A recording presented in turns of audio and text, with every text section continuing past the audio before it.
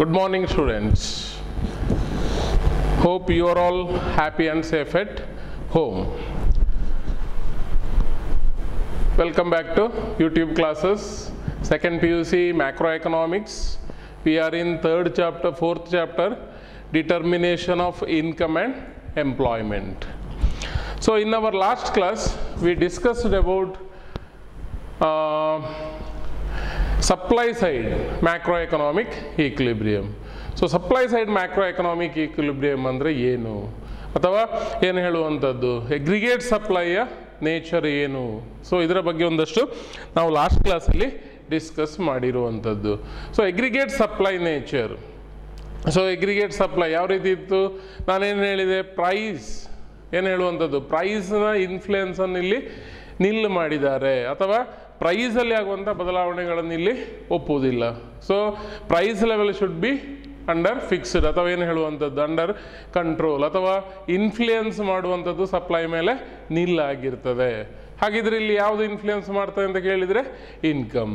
So G D ಪಿಲಿ what ever may be the level of G D P that much will be supplied in an economy ಎನ್ನುವಂಥದ್ದು. So ಎಷ್ಟರ ಮಟ್ಟಿಗೆ ನಮ್ಮ G D P ಇದೆ ಅಷ್ಟರ ಮಟ್ಟಿಗೆ goods ಮತ್ತು ಸರ್ವೀಸಸ್ಗಳು ಎಕಾನಮಿಯಲ್ಲಿ ಸಪ್ಲೈ ಆಗ್ತದೆ ಎನ್ನುವಂಥದ್ದು. ಸೊ ಎಷ್ಟು ಜಿ ಡಿ ಪಿ ನಾನು ಎಕ್ಸಾಂಪಲಲ್ಲಿ ಕೊಟ್ಟಿದ್ದೆ, ಏನಿದೆ aggregate supply line 45 degree line ಅಲ್ವಾ, ಇನ್ಕ್ರೀಸ್ ಆಗ್ತಾ ಹೋಗಿದೆ 45 ಡಿಗ್ರಿ ಲೈನ್. ಸೊ ಅದು y = AS ಎನ್ನುವುದನ್ನು ಎಕ್ಸ್ಪ್ಲೈನ್ ಮಾಡಿದ್ದೇನೆ. ಸೊ ಎಗ್ರಿಗೇಟ್ ಸಪ್ಲೈಯ ನೇಚರ್ ಏನು ಅಂತ ಕೇಳಿದರೆ, higher the G D P higher will be the ಎಗ್ರಿಗೇಟ್ supply, ಅಂದರೆ ಸಪ್ಲೈ ಇನ್ಕ್ರೀಸ್ ಆಗ್ತಾ ಹೋಗ್ತದೆ. ಸೊ ಲೋವರ್ ದ ಎಗ್ರಿಗೇಟ್ಸ್ ಅಥವಾ ಇನ್ಕಮ್ ಅಥವಾ G D P lower will B supplied in the economy. So ಯಾವ ರೀತಿ ಜಿ ಡಿ ಪಿ ಲೆವೆಲ್ ಇರ್ತದೆ ಅದೇ ರೀತಿ ಎಕಾನಮಿಯಲ್ಲಿ ಸಪ್ಲೈ ಇರ್ತದೆ ಎನ್ನುವಂಥದ್ದು. ಎಕ್ಸಾಂಪಲ್ ತೋರಿಸಿದಾಗ 1000 ಅಷ್ಟು ಜಿ ಡಿ ಪಿ ಇದ್ದಾಗ ನಾನು ಪಾಯಿಂಟ್ ಮಾಡಿ ತೋರಿಸಿದ್ದೇನೆ, ಅಷ್ಟರ ಮಟ್ಟಿಗೆ 1000 ಅಷ್ಟು ರುಪೀಸದ್ದು ಎಕಾನಮಿಗೆ ಸಪ್ಲೈ ಕೂಡ ಆಗ್ತಾ ಇತ್ತು ಎನ್ನುವಂಥದ್ದು. ಸೊ ನೆಕ್ಸ್ಟ್ ಕಾನ್ಸೆಪ್ಟ್ ನಾವು ಡಿಸ್ಕಸ್ ಮಾಡಿದ್ದು full employment level of income. So full employment level of income ಅಂದರೆ the level of income where all the factors of production are fully employed ಎನ್ನುವಂಥದ್ದು, 100% ಯುಟಿಲೈಸ್ ಆಗಿರುವಂಥದ್ದು. ಯಾವುದು? ಫ್ಯಾಕ್ಟರ್ಸ್ ಆಫ್ ಪ್ರೊಡಕ್ಷನ್ಗಳು. So which are the factors of production? Land, labour, capital and organisation. So land, ಸಾಮಾನ್ಯವಾಗಿ ಲ್ಯಾಂಡ್ಗೆ reward ಏನು ಅಂತ ಕೇಳಿದರೆ land gets rent, labour gets wages, ಅದೇ ರೀತಿ ನಿಮ್ಮ capital gets rate of interest. At the same time organization will get profit. So higher profit ಇದೆ ಅಥವಾ ಹೈಯರ್ ರೆಂಟ್ ಇದೆ, ಹೈಯರ್ ರೇಟ್ ಆಫ್ ಇಂಟ್ರೆಸ್ಟ್ ಇದೆ ಅಥವಾ ಏನು ಹೇಳುವಂಥದ್ದು ವೇಜಸ್ ಇದೆ. ಸೊ ಒಂದಷ್ಟು ಡಿಮಾಂಡ್ ಇದೆ ಫ್ಯಾಕ್ಟರ್ಸ್ ಆಫ್ ಪ್ರೊಡಕ್ಷನ್ಗೆ. ಅಂದರೆ full employment level of income, the level of income where factors of production are fully employed ಎನ್ನುವಂಥದ್ದು. ಲ್ಯಾಂಡ್, ಲೇಬರ್, ಕ್ಯಾಪಿಟಲ್, ಆರ್ಗನೈಸೇಷನ್ ಏನು ಅವೈಲೇಬಿಲಿಟಿ ಇದೆ ದಟ್ ಶುಡ್ ಬಿ ಯುಟಿಲೈಸ್ಡ್. ಅದನ್ನು ನಾವು ಆ ಕಂಡೀಷನನ್ನು, ಆ ಲೆವೆಲನ್ನು full employment level of income ಅಂತ ಕರೆಯುವಂಥದ್ದು. So next concept we discussed about excess demand and deficient demand. So excess demand, aggregate demand is more than aggregate supply ಅಥವಾ greater than aggregate supply. Under excess demand here demand is more than the supply ಅಂತ ಹೇಳ್ಬೋದು, ಅಥವಾ aggregate demand is more than aggregate supply. Demand ಜಾಸ್ತಿ ಇದೆ, supply ಕಡಿಮೆ ಇರುವಂಥದ್ದಕ್ಕೆ excess demand ಅಂತ ಹೇಳುವಂಥದ್ದು. So excess ಡಿಮಾಂಡಲ್ಲಿ ಸಾಮಾನ್ಯ ಕಂಡೀಷನಲ್ಲಿ ಪ್ರೈಸಸ್ ಆಫ್ ದ ಕಮೋಡಿಟಿ ಏನಿರ್ತದೆ, ಎಕ್ಸೆಸ್ ಡಿಮಾಂಡಲ್ಲಿ ಡಿಮಾಂಡ್ ಜಾಸ್ತಿ ಇರ್ತದೆ, ಸಪ್ಲೈ ಕಡಿಮೆ ಇರ್ತದೆ, automatically prices of the commodity will increases. So another condition deficient demand ಅಥವಾ ಶಾರ್ಟೇಜ್ ಆಫ್ ಡಿಮಾಂಡ್ ಅಂತ ಹೇಳ್ಬೋದು, ಅಥವಾ ಏನು ಹೇಳುವಂಥದ್ದು, here aggregate supply is greater than aggregate demand. Supply is more but demand will be lesser. So supply ಜಾಸ್ತಿ ಇರ್ತದೆ ಎಕಾನಮಿಯಲ್ಲಿ, demand ಎನ್ನುವಂಥದ್ದು ಕಡಿಮೆ ಇರ್ತದೆ. ಸೊ ಅದನ್ನು ನಾವು ಎಗ್ರಿಗೇಟ್ ಅಥವಾ ಡೆಫಿಷಿಯಂಟ್ ಡಿಮಾಂಡ್ ಅಂತ ಹೇಳುವಂಥದ್ದು. ಎಗ್ರಿಗೇಟ್ supply is greater than ಎಗ್ರಿಗೇಟ್ demand. So ಏನದರ್ concept in last class we discussed about multiplier. Another important concept ಅಂತ ಹೇಳ್ಬೋದು ನಾವು. ಸೊ ಎಕ್ಸಾಮಿನ ಪಾಯಿಂಟ್ ಆಫ್ ವ್ಯೂ ಇಂದ ತುಂಬ ಇಂಪಾರ್ಟೆಂಟ್ ಆದ concept. Multiplier is the ratio of change in income changes in income, the initial level of changes in initial level of investment ಅಂತ ಹೇಳ್ಬೋದು. Multiplier means changes in income due to initial changes in investment ಎನ್ನುವಂಥದ್ದು. So ಒಂದರ್ಥದಲ್ಲಿ ಏನು ಹೇಳುವಂಥದ್ದು, ratio of changes in income to the initial changes in investment ಅಂತ ಹೇಳ್ಬೋದು. So changes in income divided by changes in investment ಅಂತ ಹೇಳಿದೆ. K denotes multiplier.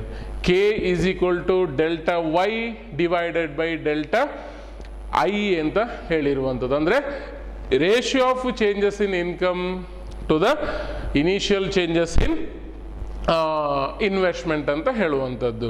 So multiplier will be decided by ಅಥವಾ determined by marginal propensity to consume. Consumption level ಸಾಮಾನ್ಯವಾಗಿ ಏನು ಮಾಡ್ತದೆ, ಮಲ್ಟಿಪ್ಲೇಯರನ್ನು decide ಮಾಡ್ತದೆ ಎನ್ನುವಂಥದ್ದು. So higher the M P C higher will be the multiplier, lower the M P C lower will be the multiplier ಎನ್ನುವಂಥದ್ದು. So ಮಲ್ಟಿಪ್ಲೇಯರನ್ನು ಸಾಮಾನ್ಯವಾಗಿ decide ಮಾಡುವಂಥದ್ದು ಯಾವುದು ಅಂತ ಕೇಳಿದರೆ ಅದು marginal propensity to consume.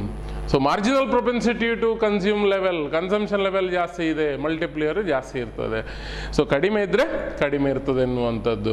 So another important thing under multiplier is multiplier always positive ಎನ್ನುವಂಥದ್ದು. So ಯಾವತ್ತೂ ಕೂಡ ಪಾಸಿಟಿವ್ ಆಗಿರ್ತದೆ and also more than one ಎನ್ನುವಂಥದ್ದು, ಅಂದರೆ ಪಾಸಿಟಿವ್ ಆಗಿರ್ತದೆ ಎನ್ನುವಂಥದ್ದು. ಸೊ ಅದನ್ನು ಕ್ಯಾಲ್ಕುಲೇಷನ್ ಮಾಡುವಂಥ ಫಾರ್ಮುಲಾ ಏನು ಅಂತ ಕೇಳಿದರೆ K is equal to 1 minus M P C. K is equal to 1 divided by 1 minus M P C. So ಈ ರೀತಿ ಮಲ್ಟಿಪ್ಲೇಯರನ್ನು ಕ್ಯಾಲ್ಕುಲೇಷನ್ ಮಾಡುವಂಥದ್ದು. So today will going to discuss about the paradox of thrift ಎನ್ನುವಂಥದ್ದು, ಅಥವಾ ಏನು ಹೇಳುವಂಥದ್ದು, ಒಂದು ವಿಚಾರದಲ್ಲಿ ಕೇರ್ಫುಲ್ ವಿತ್ ಮನಿ ಅಥವಾ ಎಕಾನಮಿ ಎನ್ನುವುದನ್ನು ಕೂಡ ನಾವು ಹೇಳ್ಬೋದು. ಥ್ರಿಫ್ಟ್ ಎನ್ನುವಂಥದ್ದು. ಸೊ ಏನು ಪ್ಯಾರಾಡಾಕ್ಸ್ ಆಫ್ ಥ್ರಿಫ್ಟ್ ಅಂದರೆ, if all the people of the economy increases the proportion of income they save, suppose people going to increase their saving level, what will happen, that the total value of saving in the economy will not increases. ಸಾಮಾನ್ಯವಾಗಿ ಏನು ಭಾವನೆ, ಎಲ್ಲರೂ ಜನರು saving ಜಾಸ್ತಿ ಮಾಡಿದರೆ ಆ ಎಕಾನಮಿಯಲ್ಲಿ saving ಜಾಸ್ತಿ ಆಗ್ತದೆ. ಕ್ಯಾಪಿಟಲ್ ಫಾರ್ಮೇಷನ್ ಆಗಬೇಕು ಅಂತಾದರೆ ಸೇವಿಂಗ್ ಆಗಬೇಕು, ಇನ್ವೆಸ್ಟ್ಮೆಂಟ್ಗಳಾಗಬೇಕು.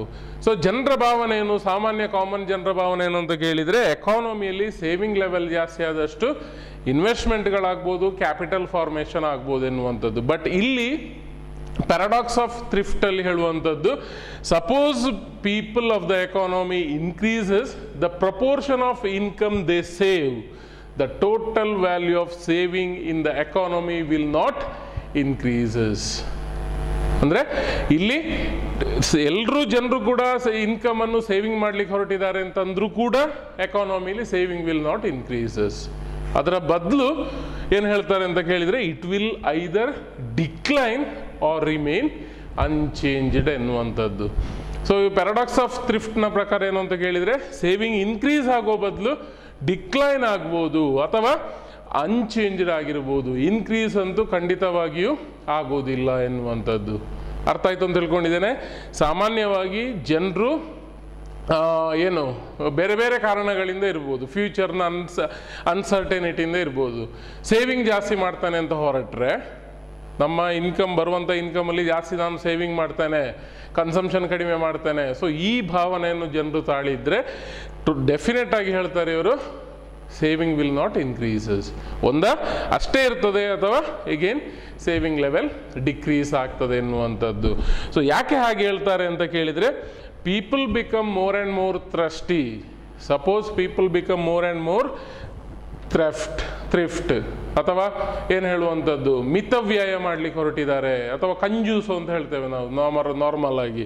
ಸೊ ಮಿತವ್ಯಯ ಮಾಡಲಿಕ್ಕೆ ಹೊರಟಿದ್ದಾರೆ, ಎಕ್ಸ್ಪೆಂಡಿಚರ್ ಕಡಿಮೆ ಮಾಡಿದ್ದಾರೆ, ಅದರ ಬದಲು ಸೇವಿಂಗ್ ಮಾಡಲಿಕ್ಕೆ ಹೊರಡ್ತಾರೆ ಅಂತಂದರೆ they end up saving less are same as before ಎನ್ನುವಂಥದ್ದು. ಅಷ್ಟೇ ಇರ್ತದೆ, ಅಲ್ಲದಿದ್ದರೆ ಅದಕ್ಕಿಂತ ಕಡಿಮೆ ಇರ್ತದೆ. ಸೇವಿಂಗ್ ಲೆವೆಲ್ ಡೆಫಿನೆಟ್ ಆಗಿ ಇನ್ಕ್ರೀಸ್ ಆಗುವುದಿಲ್ಲ ಅಂತ ಹೇಳ್ತಾರೆ. ಎಕ್ಸಾಂಪಲ್ ಮೂಲಕ ಇದನ್ನು ಇಲ್ಲಿ ಎಕ್ಸ್ಪ್ಲೇನ್ ಮಾಡ್ತೇವೆ. ಸಪೋಸ್ ಒಂದು ಎಕಾನಮಿ ಇದೆ, ಜನರು ಫ್ಯೂಚರಲ್ಲಿ ನಾಳೆ ಕೊರೋನಾದಂಥ ಡಿಸೀಸ್ ಬರ್ತಾ ಇದೆ, ಸಪೋಸ್ ಇನ್ನು ಇದರ ಏನು ಸೆಕೆಂಡ್ ಫೇಸ್ ಬರ್ತಾ ಇದೆ ಅಂತ ನಾವು ಹೇಳ್ತಾ ಇದ್ದೇವೆ.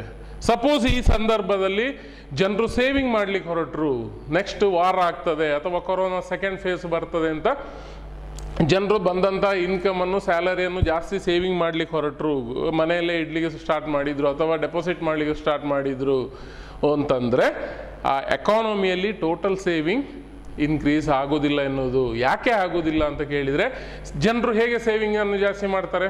ನನಗೆ ಬರೋದು 10,000 ರೂಪಾಯಿ, ಅದರಲ್ಲಿ ಇಷ್ಟು ತನಕ ನಾನು 2,000 ರೂಪಾಯಿ ಸೇವಿಂಗ್ ಮಾಡ್ತಾ ಇದ್ದೆ, ಬಟ್ ಈಗ ನನ್ನ ಮನಸ್ಸಿಗೆ ಆಗ್ತಾ ಇದೆ ನಾಳೆ ದಿವಸ ಕೊರೋನಾ ಸೆಕೆಂಡ್ ಫೇಸ್ ಬರ್ಬೋದು ಅಂತ ಹೆದರಿ ನಾನೇನು ಮಾಡ್ತೇನೆ, 8,000 ಉಳಿಸ್ತಾ ಇದ್ದೇನೆ, 2,000 ರೂಪಾಯಿನ ಮಾತ್ರ ಖರ್ಚು ಮಾಡ್ತಾ ಇದ್ದೇನೆ. ಅದರ ಅರ್ಥ ಸೇವಿಂಗನ್ನು ಹೇಗೆ ಇನ್ಕ್ರೀಸ್ ಮಾಡಿದ್ರಿ? ಇಲ್ಲಿ ಕನ್ಸಂಪ್ಷನ್ ಲೆವೆಲನ್ನು ರೆಡ್ಯೂಸ್ ಮಾಡ್ತಾ. ಸೊ ಇಲ್ಲಿ ಏನಾಗುವಂಥದ್ದು, ಸೇವಿಂಗನ್ನು ಜಾಸ್ತಿ ಮಾಡಬೇಕು ಅಂತಂದರೆ ಕನ್ಸಂಪ್ಷನ್ ಲೆವೆಲನ್ನು ಏನು ಮಾಡ್ತಾನೆ ಅವ ಜನರು ಡಿಕ್ರೀಸ್ ಮಾಡ್ತಾ ಹೋಗ್ತಾರೆ. ಕನ್ಸಂಪ್ಷನ್ ಲೆವೆಲನ್ನು ಡಿಕ್ರೀಸ್ ಮಾಡಿದಾಗ ಎಗ್ರಿಗೇಟ್ ಡಿಮಾಂಡ್ ಏನಾಗ್ತದೆ? ಎಗ್ರಿಗೇಟ್ ಡಿಮಾಂಡ್ ಅಂದರೆ ಏನು? ಅಗೇನ್ ಟೋಟಲ್ ಡಿಮಾಂಡ್ ಎನ್ನುವಂಥದ್ದು, total demand of on economy, ಎಗ್ರಿಗೇಟ್ demand. So ಎಗ್ರಿಗೇಟ್ demand ಏನಾಗ್ತದೆ? ಡಿಕ್ರೀಸ್ ಆಗಿಯೇ ಆಗ್ತದೆ. ಯಾಕೆ ಡಿಕ್ರೀಸ್ ಆಗ್ತದೆ? ಜನರು ಕನ್ಸಂಪ್ಷನನ್ನು ಡಿಕ್ರೀಸ್ ಮಾಡಿದರು. ಯಾಕೆ ಜನರು ಕನ್ಸಂಪ್ಷನನ್ನು ಡಿಕ್ರೀಸ್ ಮಾಡಿದರು? ಸೇವಿಂಗ್ ಜಾಸ್ತಿ ಮಾಡಬೇಕೆನ್ನುವಂಥ ಉದ್ದೇಶದಿಂದ. ಸೊ ಇಲ್ಲಿ ಎಗ್ರಿಗೇಟ್ ಡಿಮಾಂಡ್ ಏನಾಗ್ತದೆ? ಡಿಕ್ರೀಸ್ ಆಗ್ತದೆ. ಟೋಟಲ್ ಆಗಿ ಅಲ್ಲಿ ಯಾವುದಕ್ಕೆ ಎಫೆಕ್ಟ್ ಆಗ್ತದೆ? ಪ್ರೊಡಕ್ಷನ್ನ ಮೇಲೆ ಎಫೆಕ್ಟ್ ಆಗ್ತದೆ. ಪ್ರೊಡಕ್ಷನ್ನ ಲಾಸ್ ಮಾಡಿಕೊಂಡು ಪ್ರೊಡಕ್ಷನ್ ಮಾಡ್ತಾನ? ಇಲ್ಲ. ಹೇಗೇನು ಏನಾಗ್ತದೆ ಎಕಾನಮಿಯಲ್ಲಿ? ಪ್ರೊಡಕ್ಷನ್ ಪ್ರೈಮರಿ ಸೆಕ್ಟರಲ್ಲಿ, ಸೆಕೆಂಡರಿ ಸೆಕ್ಟರಲ್ಲಿ, ಟರ್ಷರಿ ಸೆಕ್ಟರಲ್ಲಿ ಪ್ರೊಡಕ್ಷನ್ ಏನಾಗ್ತಾ ಹೋಗ್ತದೆ? ಡೇ ಬೈ ಡೇ ಡಿಕ್ರೀಸ್ ಆಗ್ತಾ ಹೋಗ್ತದೆ. Again in that time aggregate supply also decrease ಆಗ್ತಾ ಹೋಗ್ತದೆ. ಎಗ್ರಿಗೇಟ್ ಸಪ್ಲೈ ಎಕಾನಮಿಗೆ ಆಗುವಂಥದ್ದು, ಪ್ರೊಡಕ್ಷನ್ ಡಿಕ್ರೀಸ್ ಆಗುವಾಗ ಸಪ್ಲೈ ಕೂಡ ಡಿಕ್ರೀಸ್ ಆಗ್ತದೆ. ಆಗ ಪ್ರೊಡಕ್ಷನ್ ಮಾಡುವಂಥ ಅಗ್ರಿಕಲ್ಚರ್ ಸೆಕ್ಟರಲ್ಲಿ, ಇಂಡಸ್ಟ್ರಿಯಲ್ ಸೆಕ್ಟರಲ್ಲಿ, ಫ್ಯಾಕ್ಟ್ರಿಗಳಲ್ಲಿ ಅಥವಾ ಸರ್ವಿಸ್ ಸೆಕ್ಟರಲ್ಲಿ ಜನರನ್ನು ಎಂಪ್ಲಾಯ್ಮೆಂಟಿಗೆ ಉಳಿಸ್ಕೊಳ್ತಾರ? ಇಲ್ಲ, ಮನೆಗೆ ಹೋಗುವಂತ ಕಳಿಸ್ತಾ ಹೋಗ್ತಾರೆ. ಸೊ ಇದರಿಂದಾಗಿ ಏನಾಗ್ತದೆ? ಎಂಪ್ಲಾಯ್ಮೆಂಟ್ ಲೆವೆಲ್ ಅಥವಾ ಎಂಪ್ಲಾಯ್ಮೆಂಟ್ ಅಪಾರ್ಚುನಿಟಿಗಳು, ಎಂಪ್ಲಾಯ್ಮೆಂಟ್ ಸ್ಯಾಲರಿಗಳು ಏನಾಗ್ತಾ ಹೋಗ್ತದೆ? ಡೇ ಬೈ ಡೇ ಡಿಕ್ರೀಸ್ ಆಗ್ತಾ ಹೋಗ್ತದೆ. ಸಂಬಳ ಇಲ್ಲ ಅಥವಾ ಸಂಬಳ ಕಡಿಮೆ ಸಿಗ್ತಾ ಇದೆ ಅಂತಂದ್ರೆ ಸೇವಿಂಗ್ ಮಾಡ್ಲಿಕ್ಕೆ ಆಗ್ತದ? ಇಲ್ಲ. ಸೊ ಇಷ್ಟೇ ವಿಷಯ ಇರುವಂಥದ್ದು. ಸೊ ಸೇವಿಂಗ್ ಮಾಡಲಿಕ್ಕೆ ಜನರು ಜಾಸ್ತಿ ಹೋದ ಹಾಗೆ ಕನ್ಸಂಪ್ಷನ್ ಅನ್ನು ರೆಡ್ಯೂಸ್ ಮಾಡ್ತಾರೆ. ಅವ್ರು ಬರುವಂಥ ಇನ್ಕಮಲ್ಲಿ ಕನ್ಸಂಪ್ಷನ್ ಮಾಡುವಂಥದ್ದು ಡಿಕ್ರೀಸ್ ಮಾಡ್ತಾರೆ. ಎಗ್ರಿಗೇಟ್ ಡಿಮಾಂಡ್ ಡಿಕ್ರೀಸ್ ಆಗ್ತದೆ. ಪ್ರೊಡಕ್ಷನ್ ಏನಾಗ್ಬೋದು? ಡಿಕ್ರೀಸ್ ಆಗೇ ಆಗ್ತದೆ. ಯಾರಿಗೋಸ್ಕರ ಪ್ರೊಡಕ್ಷನ್ ಮಾಡೋದು? ಯಾಕೆಂದರೆ ಜನರು ಕನ್ಸಂಪ್ಷನ್ ಮಾಡೋದಿಲ್ಲ. ಸೊ ಎಗ್ರಿಗೇಟ್ ಡಿಮಾಂಡ್ ಏನಾಗ್ತದೆ? ಡಿಕ್ರೀಸ್ ಆಗ್ತಾ ಹೋಗ್ತದೆ. ಪ್ರೊಡಕ್ಷನ್ ಡಿಕ್ರೀಸ್ ಆಗ್ತಾ ಹೋಗ್ತದೆ. ಸಪ್ಲೈ ಡಿಕ್ರೀಸ್ ಆಗ್ತದೆ. ಟೋಟಲ್ ಎಂಪ್ಲಾಯ್ಮೆಂಟ್ ಏನಾಗ್ತದೆ? ಡಿಕ್ರೀಸ್ ಆಗ್ತಾ ಹೋಗ್ತದೆ. ಸಿಗುವಂಥ ಸ್ಯಾಲರಿಗಳು ಕಡಿಮೆ ಆಗ್ತಾ ಹೋಗ್ತದೆ. 50%, 40%, 30%ಗೆ ಡಿಕ್ರೀಸ್ ಆಗ್ತಾ ಹೋಗ್ತದೆ. ಹೊಸ ಎಂಪ್ಲಾಯ್ಮೆಂಟ್ ಅಪಾರ್ಚುನಿಟಿಗಳು ಕೂಡ ಇಲ್ಲದೆ ಆಗ್ತದೆ. ಕೊರೋನಾ ಸೆಕೆಂಡ್ ಫೇಸ್ ಬರುವಂಥದ್ದು ಮುಂದಿನ ದಿನದಲ್ಲಿ, ಬಟ್ ಇವಾಗಲೇ ನಾವು ಅದನ್ನು ಫೇಸ್ ಮಾಡಬೇಕಂತ ಸಿವಿಯರ್ ಆದಂಥ ಎಕನಾಮಿಕ್ ಕ್ರೈಸಿಸ್ಗಳು ಅರೈಸ್ ಆಗ್ಬೋದು. ಸೊ ಅದರಿಂದಾಗಿ ಇಲ್ಲಿ ಪ್ಯಾರಾಡಾಕ್ಸ್ ಆಫ್ ಥ್ರಿಫ್ಟಲ್ಲಿ ಹೇಳುವಂಥದ್ದು, ಸೇವಿಂಗ್ ಮಾಡಲಿಕ್ಕೆ ಜನರು ಹೋದ ಹಾಗೆ ಕನ್ಸಂಪ್ಷನ್ ಡಿಕ್ರೀಸ್ ಆಗೋದರಿಂದ, ಪ್ರೊಡಕ್ಷನ್ ಡಿಕ್ರೀಸ್ ಆಗೋದರಿಂದ, ಎಗ್ರಿಗೇಟ್ ಡಿಮಾಂಡ್ ಡಿಕ್ರೀಸಸ್ ಅಥವಾ ಎಗ್ರಿಗೇಟ್ ಸಪ್ಲೈ ಡಿಕ್ರೀಸ್ ಆಗೋದರಿಂದ ಟೋಟಲ್ ಎಕಾನಮಿಯಲ್ಲಿ ಏನಾಗುವಂಥದ್ದು? ಒಂದು ರೀತಿಯಲ್ಲಿ ಏನು ಹೇಳುವಂಥದ್ದು, ಎಗ್ರಿಗೇಟ್ ಸಪ್ಲೈ ಡಿಕ್ರೀಸ್ ಆಗ್ತಾ ಹೋದಾಗೆ ಎಂಪ್ಲಾಯ್ಮೆಂಟ್ ಲೆವೆಲ್ ಡಿಕ್ರೀಸ್ ಆಗ್ತಾ ಹೋಗ್ತದೆ. ಇದರಿಂದಾಗಿ again saving level will be ಎಷ್ಟು ಬಿಫೋರ್ ಇತ್ತು ಅಷ್ಟೇ ಆಗ್ತದೆ ಅಥವಾ ಅನ್ಚೇಂಜ್ಡ್ ಆಗ್ತದೆ ಎನ್ನುವಂಥದ್ದು. So same thing will be explained in the diagram. So here OX axis, horizontal axis represents income. At the same time OY axis, vertical axis represents aggregate demand. So here 45-degree line, income is equal to aggregate supply, Y is equal to AS. That 45-degree line represents income is equal to aggregate supply.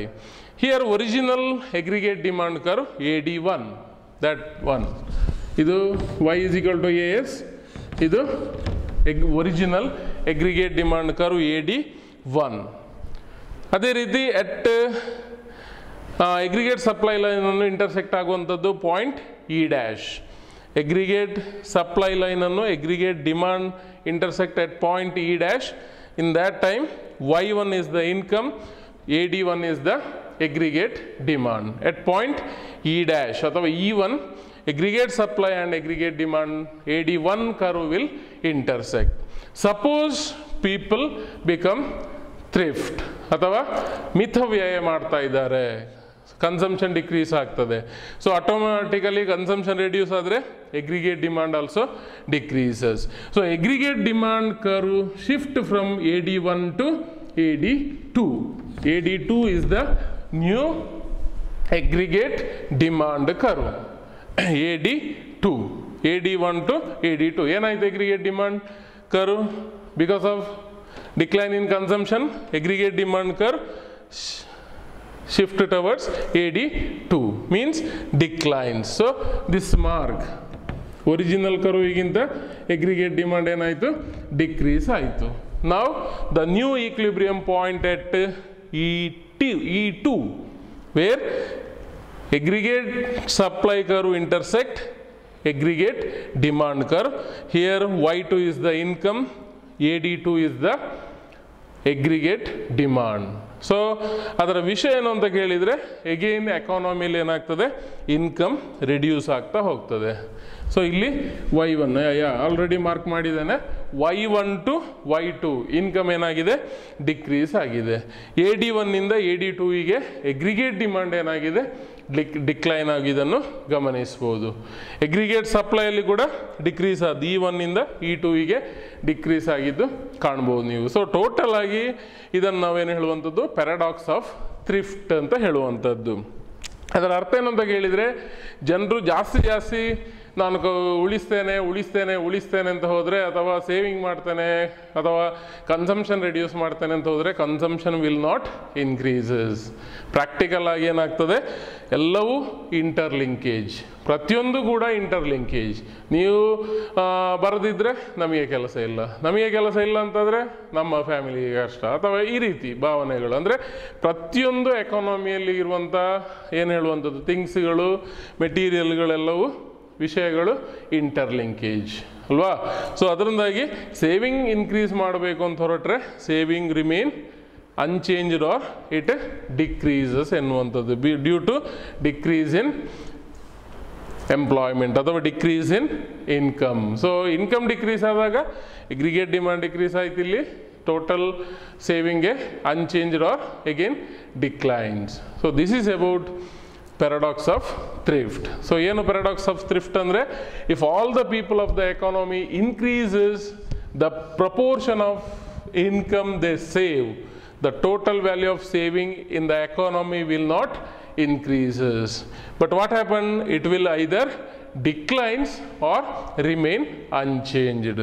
So due to fall in aggregate demand curve from AD1 to AD2, what happened, total production level decreases, aggregate supply decreases, income decreases, employment level also decreases. Again unchanged or remain ಏನು ಹೇಳುವಂಥದ್ದು, unchanged or it declines ಎನ್ನುವಂಥದ್ದು. So ಅದರಿಂದಾಗಿ ನಾವು ಜಾಸ್ತಿ ಏನು ಹೇಳುವಂಥದ್ದು, expenditure ಮಾಡಿದ್ದೇವೆ, ಇದು ಅಪೋಸಿಟ್ ಹೇಳ್ತಾ ಇರುವಂಥದ್ದು. ಜಾಸ್ತಿ ಎಕ್ಸ್ಪೆಂಡಿಚರ್ ಮಾಡಿದ್ದೇನೆ, ಅಗ್ರಿಗೇಟ್ ಡಿಮಾಂಡ್ ಇನ್ಕ್ರೀಸ್ ಆಗ್ತದೆ, ಪ್ರೊಡಕ್ಷನ್ ಇನ್ಕ್ರೀಸ್ ಆಗ್ತದೆ, ಅಗ್ರಿಗೇಟ್ ಸಪ್ಲೈ ಇನ್ಕ್ರೀಸ್ ಆಗ್ತದೆ, employment opportunity increases, or total income of the country also increases, gross domestic product also increases ಎನ್ನುವಂಥದ್ದು. So this is about paradox of thrift. So ವಿದ್ಯಾರ್ಥಿಗಳು ಗಮನಿಸಿಕೊಳ್ಳಬೇಕು, diagram ಕೂಡ draw ಮಾಡುವಾಗ OX Axis represents income, OY Axis represents aggregate demand. Aggregate supply line 45 degree, a line shows aggregate supply Y is equal to AS. Original aggregate demand curve AD1, this one aggregate demand curve. So due to fall in consumption, aggregate demand curve shift towards AD2. Now new aggregate demand curve AD2. In that time income also reduces from Y1 to Y2. Here also aggregate demand curve shows aggregate demand represent, OY axis represents aggregate demand AD1 to AD2, it declines. Here also aggregate supply equilibrium point E1 to E2. So this is the thing under paradox of thrift ಎನ್ನುವಂಥದ್ದು. So ವಿದ್ಯಾರ್ಥಿಗಳು ಗಮನಿಸಿಕೊಳ್ಳಬೇಕು, ಸಣ್ಣ ಸಣ್ಣ ವಿಷಯ ಇರುವಂಥದ್ದು. ಯಾವ ರೀತಿ ಒಂದು ಎಕಾನಮಿಯಲ್ಲಿ ಒಂದೇ ಒಂದು ಭಾವನೆ ಅಬೌಟ್ ಫ್ಯೂಚರಲ್ಲಿ ಅನ್ಸರ್ಟನಿಟಿ ಇದೆ, ಫ್ಯೂಚರಲ್ಲಿ ವಾರ ಆದೀತು, ಫ್ಯೂಚರಲ್ಲಿ ಏನೋ ಒಂದಷ್ಟು ಸಮಸ್ಯೆಗಳಾದೀತು ಅಂತ ಎಗ್ರಿಗೇಟ್ ಸಪ್ಲೈಯನ್ನು ಸೇವಿಂಗನ್ನು ಇನ್ಕ್ರೀಸ್ ಮಾಡಲಿಕ್ಕೆ ಹೊರಟ್ರೆ ರಿಸಲ್ಟ್ ಸೇವಿಂಗ್ ಇನ್ಕ್ರೀಸ್ ಆಗೋದಿಲ್ಲ. ಅದರ ಬದಲು ಎಲ್ಲ ಎಕನಾಮಿಕ್ ಆ್ಯಕ್ಟಿವಿಟೀಸ್ಗಳು ಡಿಕ್ಲೈನ್ ಆಗ್ತದೆ, ಕಂಟ್ರಿಯ total condition economic condition may collapses. So ಅದು ಪ್ಯಾರಡಾಕ್ಸ್ ಆಫ್ ಥ್ರಿಫ್ಟ್ ಎನ್ನುವಂಥದ್ದು, ಅಥವಾ ಏನು ಹೇಳುವಂಥದ್ದು ಕೇರ್ಫುಲ್ ವಿತ್ ಮನಿ ಅಥವಾ ಎಕಾನಮಿ ಎನ್ನುವಂಥದ್ದು paradox of thrift. So thank you so much.